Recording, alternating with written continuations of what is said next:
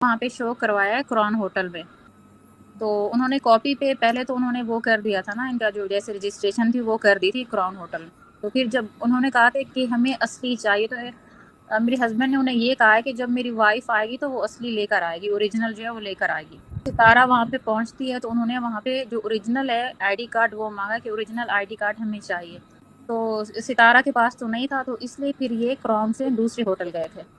کرون میں میرے ہسبینڈ 2 دن رہے ہیں وہاں پہ، 2 دن کے بعد پھر یہ دوسرے ہوٹل چلے گئے ہیں۔ اس کیس کے اس معاملے کے میرے دیور گواہ ہیں، وہ بھی وہیں پہ تھے ہمارے ساتھ، اور میرے بچے گواہ ہیں جو اس وقت گھر میں ہمارا جو حال چل رہا تھا، میرے سسر، سب کو پتہ ہے اس بات کا۔ میں نے بالکل کیس کیا ہے، تو کیس کرنے کے بعد ہی میں نے اپنی ویڈیو اپلوڈ کی تھی۔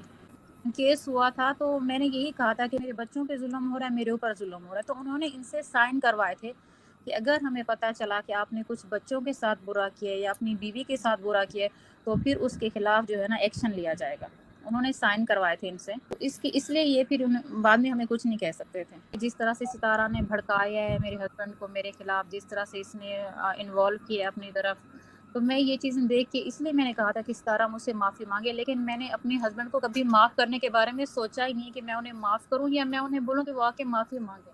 میں نے ابھی تک اس بارے میں نہیں سوچا کہ میں انہیں معاف کر سکتی ہوں، میں تو انہیں دیکھنا تک بھی گوارا نہیں کرتی۔ یہ کہ میں پریگننٹ ہوں،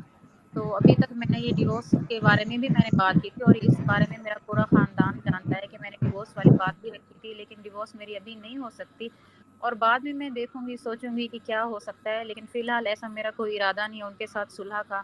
کوئی ارادہ نہیں ہے آگے فیوچر میں ان کے ساتھ رہنے کی، میں نے ایسی کوئی پلاننگ، میرے مائنڈ میں کچھ بھی نہیں چل رہا۔